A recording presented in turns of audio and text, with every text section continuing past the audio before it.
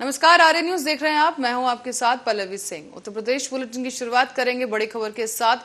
प्रयागराज से खबर सामने आ रही है, जहां पर जुम्मे की नमाज के बाद बाहर निकले नमाजियों ने बवाल शुरू कर दिया है। आपको बता दें कि पत्थरबाजी इस दौरान की गई और वहां से ताजा तस्वीरें भी आपको दिखा दें कि यहां पर पत्थरबाजी सड़क पर की गई है और खड़ी जो गाड़ियां थी सड़क पर उनके शीशे तोड़ दिए गए हैं। हालात इस वक्त काफी तनावपूर्ण वहां बने हुए हैं और प्रदर्शनकारियों पर पुलिस को आंसू गैस के गोले दागने पड़े। कई जवान भी इस दौरान जख्मी हो गए हैं और पुलिस ने लाठी चार्ज भी किया है हुड़दंगियों पर। इस बीच आपको यह भी बता दें कि आंसू गैस के गोले दागे गए। अटाला चौराहे के पास अतिरिक्त फोर्स भी भेजी गई है और मौके पर पुलिस और आरएएफ मौजूद है। इस बीच एडीजी प्रेम प्रकाश ने कमान संभाली और नमाजियों ने उपद्रव मचाया है और साथ ही साथ इस दौरान पुलिस पर भी पथराव किया गया। आपको यह भी बताते चलें कि एडीजी ने नमाजियों पर लाठीचार्ज किया और आपको यह भी बता दें कि मौके पर इस वक्त भारी पुलिस बल तैनात है। डीएम और एसएसपी एसपीसीटी भी मौजूद हैं और जो हालात है उनको नियंत्रण में रखने की कोशिश वहां पर की जा रही है। आप देख सकते हैं कि यहां पर, और इसी खबर पर सैयद रजा हमारे संवाददाता फोन लाइन पर मौजूद हैं। सैयद, आपसे समझना चाहेंगे कि इस वक्त वहां पर क्या माहौल बना हुआ है? देखिए, अभी की अगर हम बात करें तो अभी जो सिचुएशन है वो एक तरीके से सामान्य नजर आ रही है। हालांकि पूरे इलाके में जो फोर्सेस हैं उसको तैनात किया गया है। हर गली कूचे की अगर हम बात करें तो अटाला क्षेत्र की वहां पर तैनात किया गया है। भारी संख्या में और पुलिस को भी बुलाया गया है। जो अन्य जनपदों से पुलिस आई है, प्रतापगढ़ से भी बुलाया गया है, कौशाम्बी से भी बुलाया गया है। और अगर हम यहाँ की बात करें प्रयागराज की, तो 40 थानों में जो पुलिस है वो यहाँ पर है। लेकिन अब सैयद यहाँ पर चूक कहाँ रहे? क्योंकि जैसे ही कानपुर में बवाल हुआ उसके बाद आज तमाम जो संवेदनशील इलाके थे वहां पर पुलिस बल पहले ही तैनात था, तो ऐसे में पत्थरबाजी कैसे होना शुरू हो गया और ये मामला इतना कैसे बिगड़ता चला गया? देखिए, लोग जो है निपुण शर्मा द्वारा किए गए बयान का विरोध कर रहे थे और उसी को लेकर के वो जब नमाज पढ़ के बाहर निकलते हैं तो वो हंगामा करने लगे और इसी दौरान झड़प होती है पुलिस वालों से, जिसके बाद ये पूरा का पूरा जो मामला है ये बढ़ जाता है और पथराव की शुरुआत हो जाती है। और पथराव तकरीबन हम आपको बता दें कि 1 से 1.5 घंटे तक पथराव चलता है और कई जो है पुलिसकर्मी घायल हैं, मीडिया के कर्मी घायल हैं। हालांकि अगर हम डीएम साहब की बात करें तो वो भी घायल है। तो कई घंटों तक जो है ये पुलिस शांत कराने की वजह तक करती है, लेकिन उसके बावजूद भी अभी की अगर हम सिचुएशन की बात करें तो अभी जो है सिचुएशन सामान्य नजर आ रही है। एडीजी प्रेम प्रकाश मौके पर मौजूद है। अन्य जो है पुलिस के वो भी है। आरएएफ की बात करें तो वो भी है। आंसू गैस के गोले जो है वो छोड़े गए हैं। फिर जगह जगह पर पैरामिलिट्री जो फोर्सेज है उनको तैनात किया गया है। जी तो सैयद, इस वक्त क्या कुछ स्थिति बनी हुई है? क्या लोग अभी भी सड़कों पर मौजूद हैं, नारेबाजी की जा रही है या फिर सबको तितर बितर कर दिया गया है? देखिए, सबको तितर बितर किया गया है, लेकिन कुछ अभी एक क्षेत्र है नरोला रोड की तरफ का जो रास्ता आता है अटाला की तरफ, वहां पर कुछ लोग अभी जमा तो जरूर है, लेकिन अधिकतर क्षेत्रों में पुलिस ने जो है इस सिचुएशन को जो है वो समान कर दिया है। क्योंकि जगह जगह पर पुलिस बल को यहाँ पर तैनात किया गया है और अन्य जनपदों से जो पुलिस आई है वो भी अब धीरे धीरे आ रही है। तो जहाँ जहाँ पुलिस अब से 3 घंटे पहले नहीं थी वहां पर अब पुलिस पहुंच रही है। तो थोड़ी सी सिचुएशन जो है वो सामान्य है। अभी एडीजे प्रेम प्रकाश से ही बात हुई है तो उन्होंने ये कहा है कि देर शाम से गिरफ्तारी का भी दौर शुरू होगा, क्योंकि चिन्हित किए जा रहे हैं कौन से ये लोग कितने पत्थर बरसाए हैं और वीडियो के जरिए चिन्हित किया जाएगा और गिरफ्तारी की जाएगी। जी सैयद रजा, बहुत बहुत धन्यवाद इस तमाम जानकारी के लिए। दर्शकों को बता दें कि आप ताजा तस्वीरें यहाँ पर देख पा रहे हैं कि क्या कुछ स्थिति है वहां पर। यहाँ पर आपको बता दें कि तमाम जो नमाजी थे जैसे ही नमाज पढ़ने के बाद बाहर आए हैं उसके बाद पत्थरबाजी शुरू कर दी गई और एक बार फिर से नुपुर शर्मा के बयान के बाद ये बवाल शुरू हुआ और आज भी इसकी ताजा तस्वीरें झलक देखने को मिली है, जहां पर एक बार फिर से बवाल हुआ है और पत्थरबाजी की गई। हालांकि पुलिस प्रशासन पूरे अलर्ट मोड पर देखने को मिला है और इस वक्त हालात पर काबू पाया जा चुका है। और अमेठी में कानपुर में हुए बवाल के बाद अब प्रशासन अलर्ट मोड पर नजर आया। इसी के चलते जुमे के नमाज के दौरान जनपद के प्रमुख मस्जिदों के बाहर भारी पुलिस बल तैनात किया गया। इस बीच जायज कस्बे में अमेठी डीएम और पुलिस अधीक्षक के साथ साथ भारी संख्या में पुलिस बल मौजूद रहा है। पुलिस के हाई अलर्ट के चलते जनपद में नमाज के बाद शांति व्यवस्था भी कायम रही। आज जुमे की नमाज है और कानपुर की घटना को दृष्टिगत रखते हुए हम लोगों ने सतर्कता रखी, सभी धर्मगुरुओं से वार्ता की थी और बड़े ही सौहार्दपूर्ण माहौल में नमाज हो रही थी। तो वहीं कानपुर में पत्थरबाजी के बाद पुलिस सतर्कता बरत रही है, लेकिन उत्तर प्रदेश में तमाम जिलों में संवेदनशील इलाकों में सतर्कता अभियान चलाया गया। हालांकि कई जगहों से पथराव की खबरें भी सामने आई हैं और इसी बीच अमेठी में भी माहौल बिगाड़ने की कोशिश की गई। आपको बता दें कि दरअसल देर शाम को मामूली विवाद के चलते 200 से अधिक अल्पसंख्यक समुदाय के दबंगों ने एक घर में घुसकर पूरे परिवार के साथ मारपीट की। दबंगों की पिटाई से आधा दर्जन से अधिक बच्चे, महिलाएं और पुरुष घायल हो गए हैं। हालांकि सभी घायलों को अमेठी सीएचसी में इलाज के लिए अब भर्ती कराया जा चुका है। तो वहीं पीड़ित युवक ने न्याय न मिलने पर पूरे परिवार के साथ पलायन करने की धमकी भी दे डाली है। ये पूरा मामला अमेठी कस्बे के मुस्लिम बहुल्य इलाके गंगागंज मोहल्ले का बताया जा रहा है। हम लोग रात 10 बजे की बात है, सब लोग खाना खाकर लेटे थे। हमारी बुआ का लड़का गया पानी लाने, तो राजू मछली वाले का भांजा और सत्तू मछली वाले, ये 2 लोग बाइक पे जा रहे थे। हमारी बुआ के लड़के का बाल नीचे, उसके बाद उसने उन्हें गाली दी।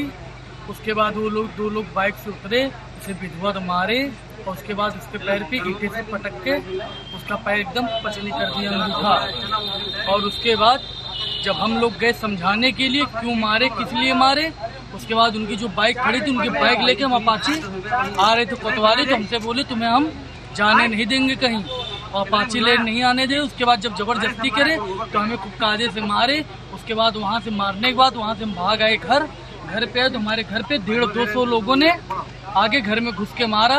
उसके बाद हमसे बोले जैसे कानपुर वाला कांड हुआ था वैसे बोटी बोटी करके फेंक देंगे, जितने हैं तुम्हारे पहचान के, जिसको बुलाना है उसको। और इस बीच केंद्रीय मंत्री स्मृति ईरानी के संसदीय क्षेत्र अमेठी में शासन की महत्वाकांक्षी सामूहिक विवाह योजना के अधिकारियों का बड़ा कारनामा सामने आया। यहां अधिकारियों ने सामूहिक विवाह में नाबालिग जोड़े और पहले से ही शादीशुदा जोड़ों की शादियां करवा दी हैं। इतना ही नहीं बल्कि 61 जोड़ों की शादी के बजाय सिर्फ 58 जोड़ों की शादी करवाई गई। मौके पर मौजूद सपा विधायक के प्रतिनिधि ने कहा कि ये पूरे मामले पर अधिकारियों की बड़ी लापरवाही है और उच्च अधिकारियों को पत्र लिखकर इस पूरे मामले की जांच करवाने की मांग की जाएगी। दरअसल आज अमेठी में 175 जोड़ों का सामूहिक विवाह का आयोजन किया गया था। इसमें भेटुआ ब्लॉक में 61 जोड़ों की शादी होनी थी और सामूहिक विवाह में अधिकारियों ने शासन की महत्वाकांक्षी योजना सामूहिक विवाह में पलीता लगाते हुए आधा दर्जन से अधिक नाबालिग जोड़ों की शादी करवा दी। इसी के साथ साथ पिछले कई दिनों से शादीशुदा जोड़ों की शादी भी करवाई गई है। जो लोग पहले से ही शादीशुदा थे, दोबारा से उनकी शादी सामूहिक विवाह के दौरान कराई गई। कागज में शादी जहां 61 जोड़ों की गई, तो मौके पर सिर्फ 58 जोड़ों की ही शादी करवाई गई है। इस बीच 3 जोड़ों की शादी सिर्फ कागजों में हो पाई और मौके पर मौजूद जिला समाज कल्याण अधिकारी ने कहा है कि 61 जोड़ों की शादी होनी थी, लेकिन कुछ जोड़े देर से आए जिनका फिर से विवाह करवाया जाएगा और पूरे जिले में 175 जोड़ों का सामूहिक विवाह के माध्यम से विवाह कराया जा रहा है। आज 61 जोड़ों का यहाँ सामूहिक विवाह मुख्यमंत्री विवाह कार्यक्रम के अंतर्गत समाज कल्याण विभाग द्वारा जो आयोजित था वो सकुशल संपन्न हुआ। मैं उत्तर प्रदेश सरकार और केंद्र सरकार के प्रतिनिधि के नाते यहाँ रहा भी और सबको आशीर्वाद देने का अवसर भी मिला। तो आप लोग जैसा जानते हैं कि संपूर्ण विश्व में सबसे अधिक सामूहिक विवाह करने वाला अगर कोई उत्तर प्रदेश है तो योगी आदित्यनाथ जी का उत्तर प्रदेश है। इस कार्यक्रम में सारे लोग बढ़ चढ़ करके हिस्सा लिए और आप सबका भी बड़ा सहयोग रहा, जिसके कारण से लोगों के जन जन तक जो इस सारी योजनाओं का लाभ पहुंच रहा है और उसका सारे लोग लाभ ले रहे हैं। 61 जोड़े थे सामूहिक, लेकिन यहाँ तो काफी कम है। नहीं, यहाँ तो टोटल 61 है इस समय। चार विकास खंड से संग्रामपुर विकास खंड और भेटुआ विकास खंड, भादर विकास खंड, मुसाफिर खाना विकास खंड से आए हुए हमारे सारे जो भी है वो 61 जोड़े यहाँ पर। कई जोड़े ऐसे भी दिख रहे हैं जिनकी शादी भी हो चुकी है पहले से और कई नाबालिग भी हैं इसमें। शादी तो सबकी यही हो रही है और नाबालिग होने का कोई सवाल नहीं, चूंकि उनको आप लोग जानते हैं कि जब तक वो डेटा पूरा अपडेट नहीं करते तब तक उनको यहाँ अनुमति। इस बीच बढ़ेंगे अगली खबर की ओर। फेसबुक से शुरू हुई दोस्ती वीडियो कॉलिंग तक पहुंची और फिर लड़की का वीडियो बनाकर ब्लैकमेलिंग का खेल शुरू किया गया। ये मामला है मिलेरिया थाना क्षेत्र के अंतर्गत एक गांव का, जहां पर एक लड़की से उचहार थाना क्षेत्र के अंतर्गत शाहजादी राजपुर गांव का रहने वाला एक युवक मोनू यादव ने फेसबुक पर दोस्ती की और उसके बाद लड़की का एक वीडियो बनाकर ब्लैकमेल करने लगा। लड़की ने अपने दोस्तों के साथ शारीरिक संबंध बनाने का दबाव बनाने का भी आरोप लगाया। साथ ही आरोपी ने युवती से पैसे भी मांगे। इसी बीच युवती की शादी तय होने पर आरोपी ने वर पक्ष को वीडियो दिखाने की धमकी दी और 10,000 रुपए की मांग की। मना करने पर आरोपी और लड़की पक्ष के बीच कहासुनी हुई, जिसके बाद युवक अपनी कार में बैठकर जाने लगा। लेकिन इसी दौरान आरोपी की गाड़ी के सामने गांव का ही एक लड़का आ गया और इस दौरान आरोपी गाड़ी रोकने के बजाय उसी लड़के को गाड़ी के बोनट पर घसीटता हुआ निकल पड़ा। इसी बीच आरोपी मोनू यादव द्वारा कार के बोनट पर फंसे युवक को खींचने का एक सीसीटीवी फुटेज भी वायरल हुआ है। इसके बाद से अब पुलिस विभाग में हड़कंप मच गया है और अब इस मामले को लेकर जांच की जा रही है।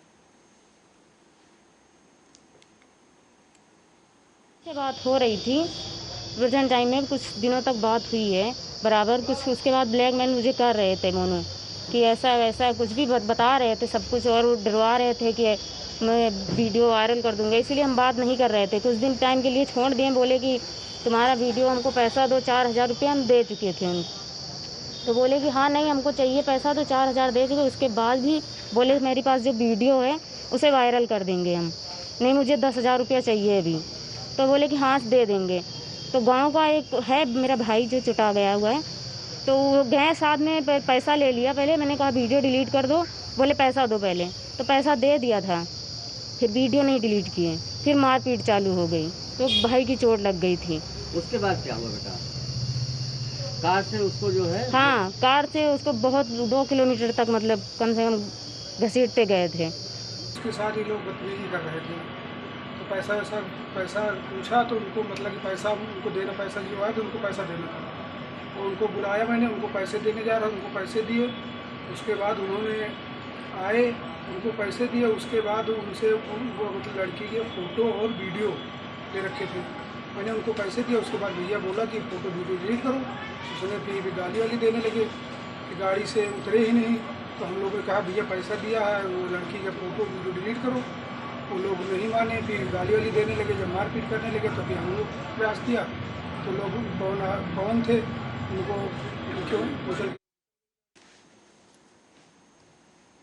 और अब रुक करेंगे शाहजहांपुर का, जहां जिले में तहसील कलान क्षेत्र में गांव अतरी निजामपुर ग्राम पंचायत बीघापुर सिठौली में अचानक से शॉर्ट सर्किट लग गया। इस दौरान शॉर्ट सर्किट से लगी आग में करीब 15 घर जलकर खाक हो गए हैं और यही नहीं बल्कि इस आग की वजह से कई लाख की संपत्ति का भी नुकसान हुआ। बताया जा रहा है कि ग्रामीणों की सूचना पर पुलिस और फायर ब्रिगेड की टीम मौके पर पहुंची। साथ ही साथ ग्रामीणों की मशक्कत के कई घंटों बाद आग पर काबू पाया गया।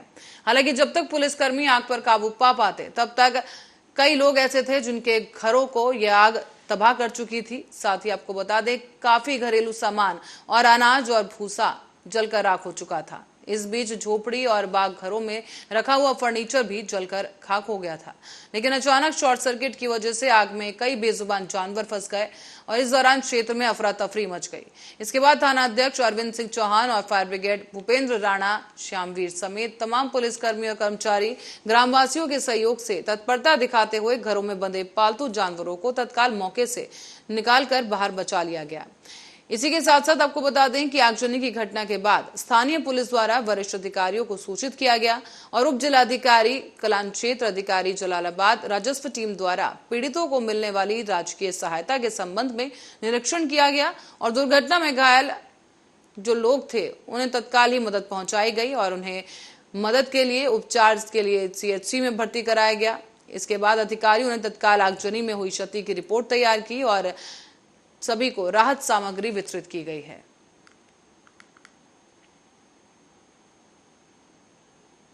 मिर्जापुर क्षेत्र के अतरी गांव में कल शाम में एक झोपड़ी में आग लगी। उसके बाद ये आग फैल गई और इसमें 12 घर जल गए। इसमें करीब 15 परिवार निवास करते थे। इनमें घरों में एक छप्पर जल गए, छतों में जो फाइबर की शीट्स लगी थी वो जल गई, घरों में रखा हुआ सारा सामान जल गया। पुलिस तुरंत मौके पर पहुंची, आग पर काबू पाया गया। उसके बाद जो परिवार उसमें रह रहे थे उनको खाने पीने की समस्या उत्पन्न हुई। उसमें पुलिस ने आगे बढ़कर कार्रवाई करते हुए सभी को राशन उपलब्ध कराया, प्रचुर मात्रा में राशन उपलब्ध कराया। गांव के लोगों से वार्ता करके उनको चारपाइयाँ वगैरह दिलवाई गई हैं। SDM से वार्ता करके कोटेदार के थ्रू भी उनको राशन उपलब्ध कराया गया है ये प्रयास किया जा रहा है कि गाँव वालों के सहयोग से और उनको घर जो इनके नष्ट हो गए हैं आज से उसको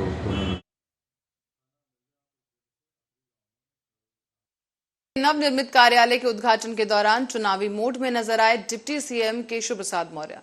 केशव मौर्य ने यहां पर कार्यकर्ताओं से भी बातचीत की और कहा कि जो बूथ हम विधानसभा चुनाव में हार गए थे उस बूथ को जीतने का लक्ष्य लेकर चलिए। डिप्टी सीएम केशव प्रसाद मौर्य ने यहां पर कार्यकर्ताओं को चुनावी टिप्स देते हुए कहा कि 2024 के लोकसभा चुनाव में उत्तर प्रदेश से 75+ सांसद संसद में भेजने चाहिए और ऐसे में डिप्टी सीएम केशव प्रसाद मौर्य ने कार्यकर्ताओं से कहा है कि चिंता मत कीजिएगा, प्रधानमंत्री नरेंद्र मोदी पर भरोसा कीजिए। कार्यकर्ताओं से सवाल करते हुए केशव मौर्य ने यह भी कहा कि उस भरोसे के लायक क्या कोई देश में नेता है, क्या कोई मोदी जी की टक्कर का नेता है। विश्वास युक्त युग निर्माता नेता है मोदी जी और ऐसे नेता धरती पर एक बार ही हुए हैं। और साथ ही उन्होंने आगे ये भी कहा कि वो आए हैं और इस देश को दुनिया में उस स्थान को गौरवशाली और प्रभावशाली भूमिका दिलाने के लिए आए हैं जिसे विश्व गुरु कहते हैं और वो बनाने की जिम्मेदारी हमारी और आपकी है। लोकसभा चुनाव को लेकर डिप्टी सीएम केशव मौर्य ने आगे ये भी कहा कि कम से कम 25 साल तक दूसरा दल नजर नहीं आएगा। अगर लगातार 25 साल तक भाजपा रहेगी तो जिन कार्यकर्ताओं के मन में आता है कि वो भी किसी सदन तक पहुंचे, विधायक बने और सांसद बने, एमएलसी बने, तो फिर उनके सपने जरूर पूरे होंगे। आजकल आवेदन देने वालों की संख्या बढ़ गई है। अगर 25 साल तक भाजपा रही तो क्या कोई प्रमुख कार्यकर्ता किसी सदन तक जाने से वंचित रह पाएगा? इसी 3 कैटेगरी के बूथ बनाने का एक अभियान चल रहा है। जहां हम थोड़ा भी कमजोर थे, जो बूथ हार गए, वह बूथ जीतने का लक्ष्य लेकर के जो जीते तो उसे और बड़े अंतर से जीतेंगे। जो भी श्रेणी के थे टक्कर थी सीधे, उसे ए श्रेणी का बूथ बना करके भारतीय जनता पार्टी को देश और प्रदेश में 2024 में ध्यान रखना 75+ सांसद उत्तर प्रदेश से भेजने का लक्ष्य लेकर के आपको काम करना। आप कोई संशय मत करिएगा, एकदम विश्वास रखिएगा। मोदी जी पर जो भरोसा है, उस भरोसे के लायक क्या कोई देश में कोई हमारे माननीय मोदी जी के टक्कर का कोई दूसरा नेता है क्या? इसीलिए मैं कहा करता हूं, विश्वास करो तुम मोदी पर, यह नवयुग का निर्माता है। ऐसा नेता इस धरती पर एक बार ही आता है। वो आए हैं इस देश को दुनिया में। वहीं उत्तर प्रदेश के जनपद फिरोजाबाद में जुम्मे की नमाज को लेकर प्रशासन हाई अलर्ट पर दिखा। दरअसल कानपुर में हिंसा होने के बाद उत्तर प्रदेश में जगह जगह प्रशासन मुस्तैद है और पुलिस प्रशासन के जनपद में कड़े इंतजाम देखने को मिल रहे हैं। इस बीच एसएसपी ने कहा है कि पुलिस का संदेश साफ है, अगर आपने किसी भी प्रकार की भड़काऊ पोस्ट या धार्मिक भावना भड़काने का कोई भी पोस्ट डाला तो आप पर निश्चित ही कार्रवाई की जाएगी। पुलिस विभाग का साइबर सेल समस्त सोशल मीडिया के platform Facebook, WhatsApp, Instagram, Twitter पर पैनी नजर बनाए हुए है और किसी भी प्रकार की भड़काऊ और आपत्तिजनक पोस्ट को ग्रुप में न करने की अपील की गई।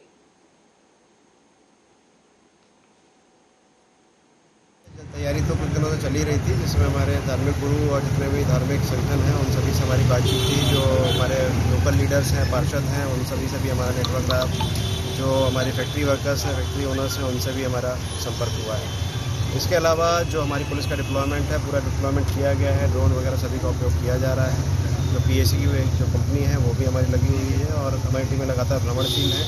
सभी लोगों से हमारी बातचीत लगातार चल रही है। इसमें खासतौर से जो हमारी फिरोजाबाद की जनता है उससे जुम्मे की नमाज को लेके प्रशासन की पूरी तैयारी थी।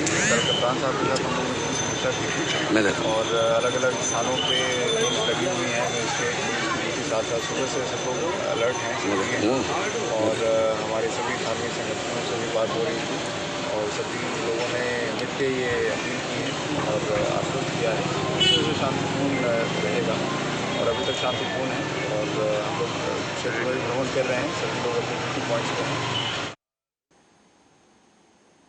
तो वहीं महाराजगंज जनपद के पनियरा थाना क्षेत्र में भवानीपुर में आज जमीनी विवाद को लेकर 2 पक्षों में मारपीट हो गई।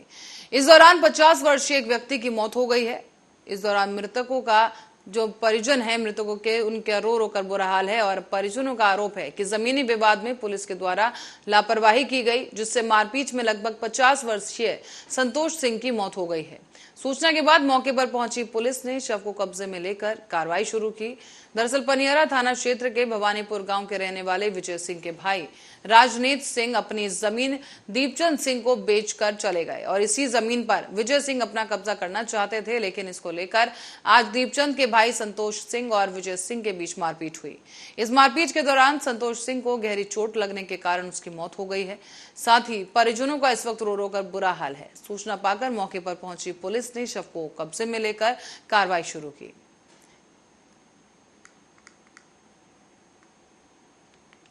थाना पनियारा के ग्राम भवानीपुर के कुरमी टोला में दो पक्ष संतोष कुमार सिंह और विजय प्रताप सिंह जो आपस में पट्टीदार थे, भूमि विवाद था इनके बीच में, जिसके संबंध में झगड़ा हो गया।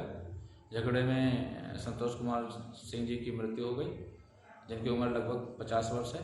शव को पोस्टमार्टम हेतु मोर्चरी भेज दिया गया है। मामला यह है कि मैं सुबह सबसे पहले तो मैं यह कहूँगा कि हमारे भाई दीपचंद सिंह ने जमीन लिया था राजनीत से। राजनीत और घूरन सिंह उर्फ विजय प्रताप सिंह दो भाई सगे हैं। वो आधा हिस्सा नहीं देते। विजय प्रताप सिंह अपने भाई को हिस्सा नहीं दे रहे थे।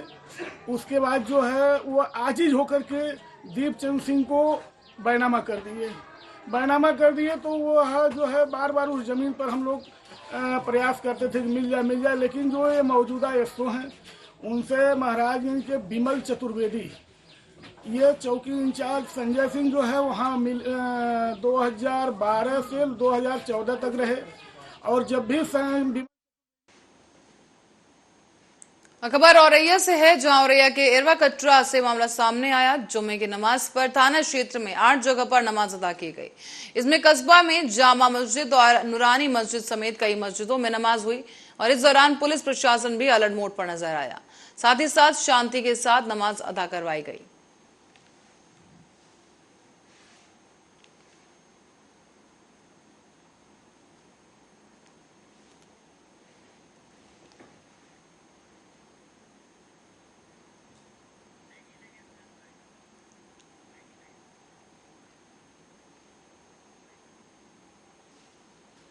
और इस बीच बढ़ेंगे बड़ी खबर की ओर। प्रयागराज से इस वक्त की बड़ी खबर सामने आ रही है। बता दें कि प्रयागराज में उपद्रवियों की गिरफ्तारी अब शुरू हुई है। आपको बता दें कि हाल ही में प्रयागराज में जुम्मे की नमाज के बाद हंगामा शुरू हुआ था, पत्थरबाजी की गई, कई पुलिसकर्मी भी इस दौरान जख्मी हुए और अब इस पूरे मामले को लेकर उपद्रवियों की गिरफ्तारी शुरू हो गई है और अब तक पुलिस ने 6 उपद्रवियों को गिरफ्तार कर लिया है। बता दें कि बाकी अन्य उपद्रवियों की तलाश भी पुलिस कर रही है और लगातार गिरफ्तारी इसमें तेज कर दी गई है। साथ ही आपको बता दें कि हंगामे के दौरान सीएम योगी आदित्यनाथ की तरफ से आदेश जारी किया गया कि किसी भी अराजक तत्व को बख्शा नहीं जाएगा और तमाम कार्रवाई, सख्त कार्रवाई की जाएगी उपद्रवियों के खिलाफ।